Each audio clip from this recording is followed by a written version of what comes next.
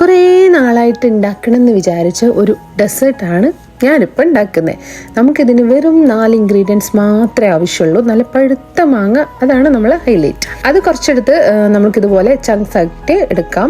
അത് നമ്മൾ ബ്ലെൻഡറിലിട്ട് ഒന്ന് ബ്ലെൻഡ് ചെയ്തെടുക്കാം. കുറച്ച് തേങ്ങാപ്പാലിൻ്റെ ക്രീമാണ് എടുക്കുന്നത്. കുറച്ച് കണ്ടൻസ് മിൽക്കും എടുത്തിട്ട് നന്നായിട്ടൊന്ന് ബ്ലെൻഡ് ചെയ്യാം.